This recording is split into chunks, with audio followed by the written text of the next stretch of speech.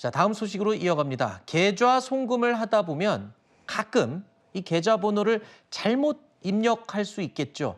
이런 경우에는 은행이요, 입금받은 이 사람에게 연락을 해서 이거 잘못 간 돈이니까 돌려줘야 합니다라고 해서 돌려받는 게 일반적인데요. 그런데 실수로 사망자의 계좌에 수백만 원을 송금한 사람, 이 돈을 돌려받지 못할 상황에 지금 처했다고요?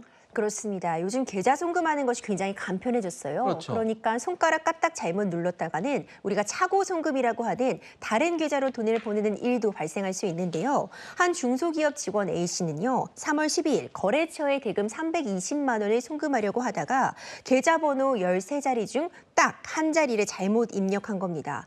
그런데 또 하필 그 계좌의 주인이 있던 상황이어서 엉뚱한 계좌로 돈이 송금된 겁니다. 즉시 경찰에 진정서를 접수를 했고, 이 진정서를 접수받은 경찰서 측에서 계좌 주인을 찾아냈는데 5년 전 사망한 B씨 이미 확인이 되었습니다.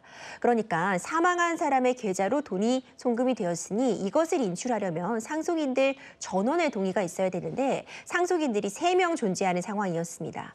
2명은 이 상속인들이 빠르게 반환 의사를 이제 밝혀서 문제가 없었는데 마지막 상속인 1명은 끝까지 찾을 수가 없었던 겁니다. 네. 그래서 경찰에서는 결국 정말 상황은 안타깝지만 공소권 없음으로 사건을 종결하게 되었고요. 차고 송금 반환 지원 제도를 안내하는 정도에서 사건이 종결되게 된 거죠. 그게 무슨 제도인가요? 이 차고 송금 반환 지원 제도는요, 일단 차고 송금을 하면 막막할 수밖에 없잖아요. 그래서 기본적으로 예금보험공사가 잘못 이 송금된 돈에 대해서 어떤 식으로 법적으로 반환받을 수 있을지 지원을 해주는 그런 제도입니다. 방법을 알려주는 거죠? 돈을 주는 건 아니고? 1차적으로는 자발적으로 반환을 받을 수 있도록 지원해주고, 네. 그럼에도 불구하고 제대로 반환을 받지 못한다면 직접 먼저 돌려주는 그런 절차도 갖고 있거든요. 아하. 다만 이후에 예금보험공사에서 추가적인 법적인 조치를 취하게 되는데 기준이 있습니다. 모두 다 반환받을 수 있는 것은 아니고 아하. 기준에 충족이 돼야지 예금보험공사의 지원을 받을 수 있다는 점도 꼭 기억해 두셔야 될 것 같습니다. 네. 과거에 이런 일도 있었어요. 미국에서 있었던 일인데 미국 한 은행에서 고객에게 실수로 우리 돈으로 계산하면 11경 원, 11억도 아니고 11조도 아닙니다. 그보다 더 높은 11경 원을 잘못 송금할 뻔한 일이 있어서 해외 토픽으로 나오기도 했었는데, 만에 하나 이런 식으로 은행이 실수해서 누구 계좌에 넣었어요. 옛날에 영화도 약간 이런 비슷한 게 있었던 것 같은데 그 돈을 쓰면은 그것도 범죄가 되는 거죠.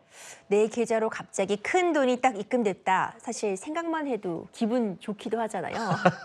그런데 주의하셔야 됩니다. 절대로 내가 받을 돈이 아닌데 누가 봐도 실수인 것 같은데 계좌로 잘못 돈이 송금되면은요, 함부로 써버려서는 안 됩니다. 이때 형사적으로 횡령죄 책임을 질 수 있어요. 아하. 횡령죄라고 하는 것은요, 타인의 어떤 재물을 보관하고 있다가 불법 영득 의사, 그러니까 이걸 탈취하려는 목적을 가지고 써버린 경우에 이 횡령죄가 성립할 수 있는데요.